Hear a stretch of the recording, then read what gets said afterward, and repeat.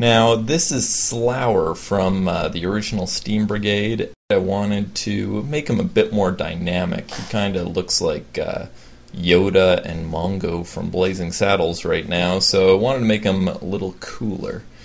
So here I am in Sketchbook, just roughing in things, trying to come up with a dynamic pose. I originally thought of him maybe a little bit more blobby and stuff, but I didn't like where that was going, so off in the corner there, just sketching out just quick roughs, just get a feel for the character. I really think on paper. I don't have a clear idea of what I want before I put my pencil down. So I've kind of settled on this guy. He seems pretty cool, so just doing another layer, fleshing out the volumes again, and making sure, you know, it's a dynamic pose, lots of movement. It's kind of tough when you're limited by screen space and where the character is supposed to go. It's tough to make a bust of a character from the shoulders up so dynamic, but I do my best. And so I thought, you know, he could be like, you know, really skinny, shouting. He's kind of a half man, half monster kind of thing. So I brought him into Photoshop here, and he's got like sideburns and stuff, and you know, there's a man in there somewhere. So anyways, just doing the silhouette thing, yeah, filling it all in. Maybe he has a few bites out of his ear. What I really like about this is I can really mess with textures. I can have, you know, his skin. I'm going for a reptilian feel, and so it's all bumpy, kind of slimy and stuff. So you can see that in the silhouette. It's coming through there that I have. It's not a straight line. I actually will draw a straight line, and then I'll add bumps later just to make sure it keeps that texture. Try to do that with every drawing, just to add a little bit more texture, whether it's cotton or, you know, skin or blood, anything. Just make sure it's very unique. So I'm trying to go for that halfway point between reptile and human, so I kind of settled on that that sort of greenish yellowish hue, and now I'm just roughing in the colors here. A little pink tongue. Let's add teeth. You see the teeth are totally different from the sketch. In the sketch, they were just blocked in, and so here I'm just adding like 100 teeth. Get those sideburns in. I put the hair on a different level when I was doing the Wally character. The hair, there was a problem with I don't know, when you do fills on it, it wouldn't fill in quite properly, so I decided to put it on a different layer. Then I have total control, don't need to worry about that anymore. You'll notice that I put the blocking of the colors on a different layer, a separate layer. That way, like all the shadings on a different layer. So if I ever want to select just a skin layer, you know, I can just use my magic wand tool, select that that section of the color layer, and I don't need to worry about staying in the lines of the shirt or anything like that. So just quick shade over everything, and just putting those little reptile dots on. I added lines across the neck, you see, and then down to the shoulders. Just gives that it draws the eye upward, makes it more dynamic. It's almost like every tendon in his body is flexing as he's shouting up into the air. So right now, I'm getting a little bit more dark, just shading in more.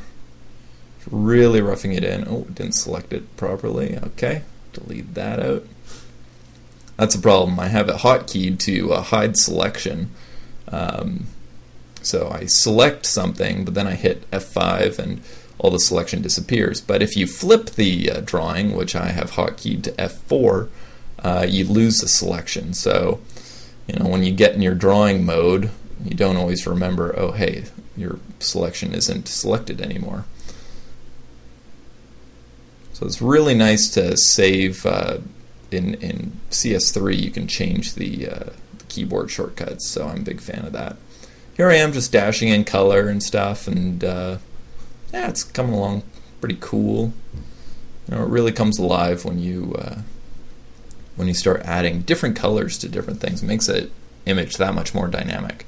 Now I'm going in after I've multiplied a bluish layer, going in and filling in highlights. It's kind of slimy, so I'm thinking all the little dots would be reflecting on the top. Just going in, I select the color, like on the lips, I'd select that blue, then bring it up a notch, like quite a bit actually. I have a really low, or I don't know, I don't have any opacity on, so it's like pure color laying down there. Because you'll notice on lips, they don't reflect too much. Or, pardon me, I take that back. They reflect like a whole bunch. And when you do, if you use like a low opacity brush, then it just bleeds together and it's blurry, which isn't the kind of reflection lips should have. The eyes, I kind of did a little highlights and then erased a little checkerboard in them. Just thought, it's fun to just throw something. Makes the image that much more interesting. Here I am messing with the teeth. The teeth were kind of difficult because I didn't want them competing with the hue of the skin. So it's kind of tough to separate yourself from that. But here I go for the inside of the mouth. Just putting the little ribs that you have on the roof of your mouth in adds so much depth, and really gives that third dimension to the mouth. Now, when I first started out, I was always afraid of doing the shading in true to life. Now, shading is, that's the key of doing a believable image, is getting that shading accurate.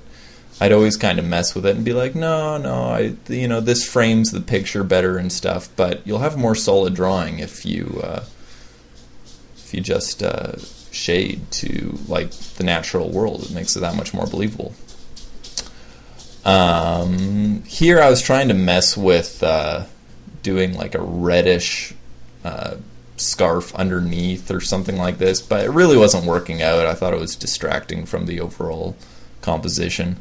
It's like, why is he wearing two shirts? I don't know. He's a very stylish monster.